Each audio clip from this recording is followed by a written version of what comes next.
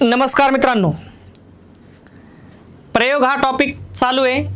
कमी टायमामध्ये विदिन सेकंदात प्रश्नाचं उत्तर कसं काढायचं ते आपण पाहिलं. ठीक आहे. आणि स्पर्धा परीक्षा त्यालाच म्हणतात की कमी टायमात, जितक्या कमी टायमात उत्तर काढता येईल तितकं महत्त्वाचं. आणि म्हणून मित्रांनो, प्रयोग हा टॉपिक असा आहे, जर आपण त्याच्या कन्सेप्टवर गेलो तर विदिन सेकंदात उत्तर निघते. पण आपण काय करतो, पुस्तकी भाषेतून जातो आणि त्याला खूप टाइम लावतो. तितका टाइम आपल्याकडे नाही मित्रांनो. ठीक आहे. कमी टाइम जास्त प्रश्न सॉल्व्ह करायचे असतील मित्रांनो तर आपल्याला त्याच्या बारकाव्यावर जावं लागतंय. आणि मित्रांनो, प्रयोग टॉपिक सुरू केलं तर आपण प्रयोगची सिरीज सुरू केली यूट्यूबला. प्रयोग भाग 1, प्रयोग भाग 2, 3, 4, 5, 6, 7. ठीक आहे. प्रयोग म्हणजे आपण पाहिलं होतं. त्यानंतर प्रयोगाचे मुख्य 3 प्रकार पडतात: कर्तरी, कर्मणी, भावे. ठीक आहे. कर्तरी प्रयोगाचे 2 प्रकार पाहिले, सकर्मक कर्तरी आणि अकर्मक कर्तरी. दुसरा प्रकार आपण पाहू लागलो कर्मणी प्रयोग. ठीक आहे.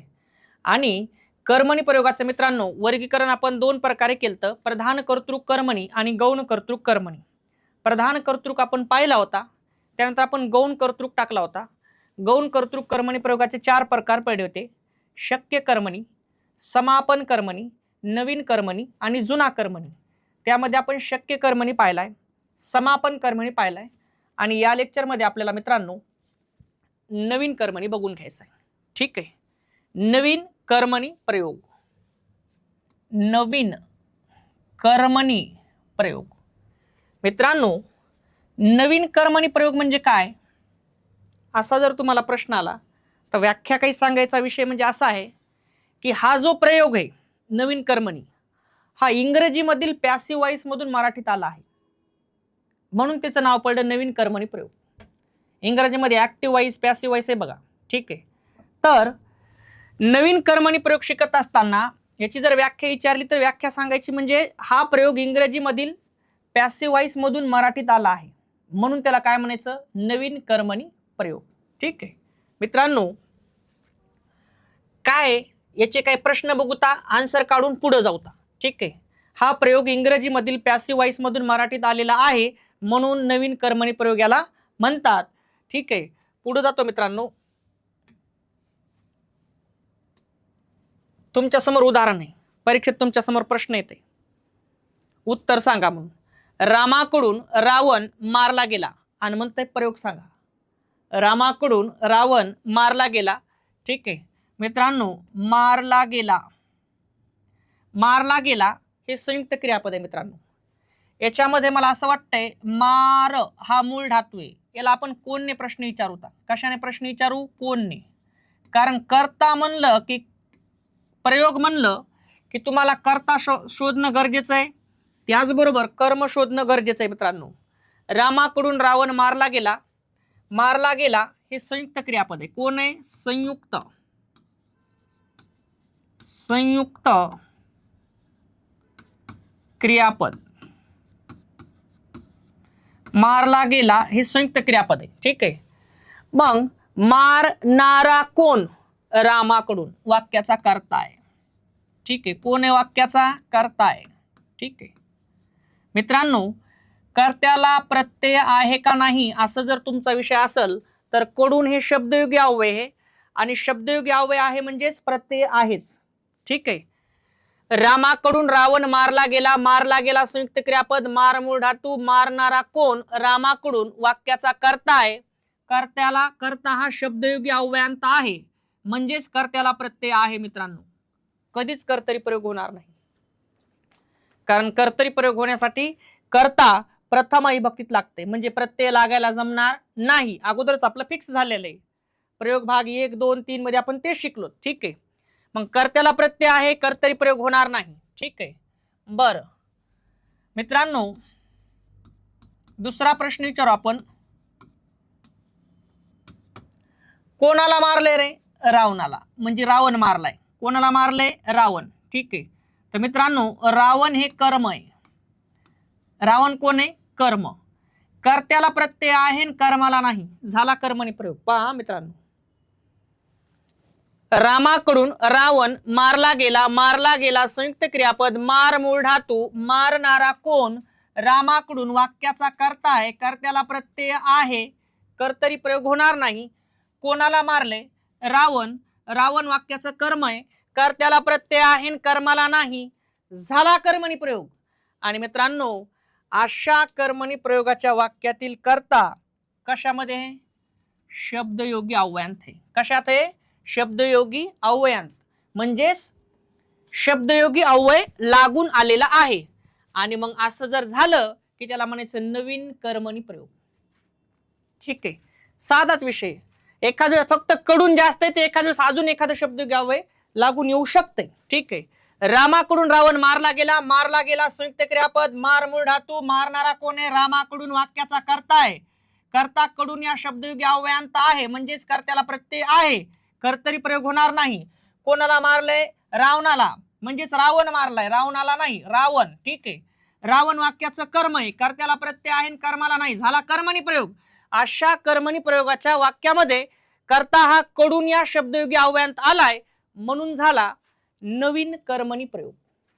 कारण इंग्रजीमधील पॅसिव्ह वॉइस मधून आलेला आहे म्हणून त्याला नवीन कर्मणी म्हणतात. ओळखायचं कसं? असं कडून मध्ये येते. विषय संपला. कडूनच्या ठिकाणी एखादं दुसरं शब्दयोगी अव्यय येऊ शकते. शब्दाला जोडून येणाऱ्या अव्ययाला शब्दयोगी अव्यय असे म्हणतात. पोलिसाकडून चोराला दंड देण्यात आला. पोलिसाकडून चोराला दंड देण्यात आला. मित्रांनो देण्यात आला संयुक्त क्रियापद आहे. ठीक आहे, दे मूळ धातू आहे. देणारे कोण? देणारे कोण? कोण आहेत? पोलिसाकडून. वाक्याचा कोण आहेत? कर्ता. मित्रांनो कर्त्याला प्रत्यय आहे का? कर्त्याला प्रत्यय आहे कडून. ठीक आहे, तर मित्रांनो कडून कोण आहे? शब्दयोगी अव्यय. शब्दयोगी अव्यय आहे म्हणजेच प्रत्ययच आहे, कर्त्याला प्रत्यय आहे, कर्तरी प्रयोग होणार नाही. देण्यात आला कोण आहे? देण्यात आला हे संयुक्त क्रियापद आहे. संयुक्त क्रियापद, संयुक्त क्रियापद. ठीक आहे, पोलिसाकडून चोराला दंड देण्यात आला. देण्यात आला संयुक्त क्रियापद, दे मूळ धातू, देणारे कोण? पोलिसाकडून. वाक्याचा कर्ता आहे, कर्ता शब्दयोगी अव्ययात आहे, कर्त्याला प्रत्यय आहे, कर्तरी प्रयोग होणार नाही. मित्रांनो काय दिलाय? मुद्दाम प्रश्न घेतला मित्रांनो. काय दिलाय? दंड. वाक्याचं कर्म. या वाक्याचं कोण आहे? कर्म. मित्रांनो अजून एक उत्तर येते बघा. कोणाला दिलाय? कोणाला. कोणाला दिलाय? चोराला. म्हणजे हे पण वाक्याचं कर्मच आहे मित्रांनो. आता इकडे लक्ष द्या. एकाच वाक्यात दोन कर्म आले. पोलिसाकडून चोराला दंड देण्यात आला. ठीक आहे, देण्यात आला संयुक्त क्रियापद, दे मूळ धातू, देणारे कोण? पोलिसाकडून. वाक्याचा कर्ता आहे, कर्त्याला प्रत्यय आहे, कर्तरी प्रयोग होणार नाही. काय दिलाय? दंड. कोणाला? चोराला. कायचं उत्तर कर्म असते आणि कोणालाच उत्तर कर्म असते. एकाच वाक्यात दोन कर्म आले तर कायचं उत्तर मित्रांनो? हे प्रत्यक्ष कर्म असते, प्रत्यक्ष कर्म. आणि मित्रांनो कोणालाच उत्तर हे अप्रत्यक्ष कर्म असते, अप्रत्यक्ष कर्म. पहा तुम्ही आता. पोलिसाकडून चोराला दंड देण्यात आला. देणारे कोण? पोलीस. काय दिलाय? दंड. कोणाला दिलाय? चोराला. मग कायचं उत्तर? प्रत्यक्ष कर्म. कोणालाच उत्तर? अप्रत्यक्ष कर्म. आता विषय असा आहे, एकाच वाक्यात दोन कर्म आपण ठरवतो कशाहून? कर्त्याला प्रत्यय आहे कर्माला नाही की झाला कर्मणी प्रयोग. पण एका कर्माला प्रत्यय आहे, हे बघा ला प्रत्यय, आणि एकाला नाही. मग तुम्ही काय करायचं इकडे पहा. कधी बी प्रयोग ठरत असताना प्रत्यक्ष कर्माला जास्त महत्व द्यायचं. ठीक आहे, आता पहा मग चला डबल एकदा. पोलिसाकडून चोराला दंड देण्यात आला. जाणून बुजून वाक्य घेतले आहे. ठीक आहे, देणारे कोण? पोलिसाकडून. वाक्याचा कर्ता आहे, कर्त्याला शब्दयोगी अव्यय लागले. शब्दयोगी अव्यय म्हणजेच प्रत्ययच लागलाय, म्हणजे कर्त्याला प्रत्यय आहे, कर्तरी प्रयोग कधीच होणार नाही. दुसरा प्रश्न विचारू आपण. काय दिलाय? दंड. परत एक प्रश्न विचारू. कोणाला दिलाय? चोराला. मग मला सांगा कायचं उत्तर? प्रत्यक्ष कर्म. कोणालाच उत्तर? अप्रत्यक्ष कर्म. इथं प्रत्यय लागलाय का बघा बरं. एका कर्माला प्रत्यय आहे ना. मग असं वाटायला इथं प्रत्यय निध प्रत्यय, तसं नाही. प्रत्यक्ष कर्माहून प्रयोग ठरवायचा. कर्त्याला प्रत्यय आहे कर्माला नाही असंच म्हणायचं, याच्याकडे बघायचं सुद्धा नाही. कर्त्याला प्रत्यय आहे कर्माला नाही, झाला कर्मणी प्रयोग. अशा कर्मणी प्रयोगाच्या वाक्यातील कर्ता कडून या शब्दयोगी अव्ययांत आहे म्हणून झाला नवीन कर्मणी प्रयोग. हा प्रयोग इंग्रजीमधील पॅसिव्ह वॉइस मधून मराठीत आला आहे म्हणून त्याला नवीन कर्मणी प्रयोग असे म्हणतात. आणि तुम्हाला दिसताना असं दिसतंय. मग याच्यातच ह्याच संकल्पनेमध्ये नवीन कर्मणी प्रयोग येते. एखाद्या वेळेस दुसरं शब्दयोगी अव्यय इथे येऊ शकतं. विषय संपला मित्र, काहीच नाही याच्यामध्ये. विदिन सेकंदाचं काम तुम्हाला समजून सांगितलं म्हणून टाइम लागला नाही. विदिन सेकंदाचं बघा, पोलिसाकडून चोराला दंड देण्यात आला. देणारे कोण? पोलीस. पोलिसाकडून कर्ता आहे, कर्त्याला प्रत्यय आहे, कर्तरी प्रयोग नाही. काय दिलाय? काय दिलाय? दंड. कोणाला दिलाय? चोराला. मग कायचं उत्तर? प्रत्यक्ष कर्म. कोणालाच उत्तर? अप्रत्यक्ष कर्म. आणि मग असं जर झालं एकाच वाक्यात दोन्ही कर्म आले तर प्रत्यक्ष कर्माला महत्व द्यायचं. कर्त्याला प्रत्यय आहे कर्माला नाही, झाला कर्मणी प्रयोग. अशा कर्मणी प्रयोगाच्या वाक्यातील कर्ता कडून या शब्दयोगी अव्ययांत आलाय म्हणून झाला नवीन कर्मणी प्रयोग. पण संयुक्त क्रियापद येते बरं का शेवटी. सांगायचं तात्पर्य काय? प्रयोग ठरत असताना अप्रत्यक्ष कर्माला महत्व देऊ नका. जर तुम्ही याला महत्व दिलं तर प्रयोग समजत नाही. मग कारण कर्त्याला प्रत्यय कर्माला प्रत्यय आला. कर्मणी होण्यासाठी कर्माला प्रत्यय लागायला जमत नाही. कर्त्याला प्रत्यय आहे कर्माला नाही, झाला कर्मणी प्रयोग. आणि कडून या शब्दयोगी अव्ययामध्ये कर्ता आलाय म्हणून झाला नवीन कर्मणी प्रयोग. संयुक्त क्रियापद तर येतेच. मित्रांनो,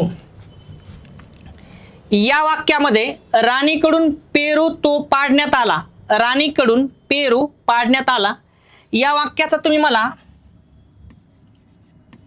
कर्ता सांगायचा आहे कमेंटमध्ये. या वाक्याचं तुम्ही मला कर्म सांगायचंय. या वाक्यातला तुम्ही मला क्रियापद सांगायचंय. आणि या वाक्याचा तुम्ही मला प्रयोग सांगायचा आहे, काय होते तर. ठीक आहे, काय काय सांगायचे तुम्ही मला याचं? या वाक्याचा कर्ता सांगायचा आहे, कर्म सांगायचं आहे आणि क्रियापद सांगायचं आणि त्याचबरोबर प्रयोग देखील कमेंट बॉक्समध्ये सांगायचं आहे. मित्रांनो, अशाच प्रकारे नवीन नवीन व्हिडिओ तुमच्यापर्यंत पोहोचाव म्हणून चॅनलला लाईक, शेअर, सबस्क्राईब करा. बेल आयकॉनवरती क्लिक करा जेणेकरून नवीन नवीन व्हिडिओ तुमच्यापर्यंत पोहोचतील मित्रांनो. ठीक आहे, अतिशय तळमळीनं या गोष्टी आहेत. त्यामुळं आपल्या यूट्यूब चॅनलवर महत्त्वाच्या गोष्टी पडत राहतात म्हणून तुमच्या सहकार्याशिवाय आम्ही पुढे जाऊ शकत नसतो. थांबतो मित्रांनो. जय हिंद, जय महाराष्ट्र.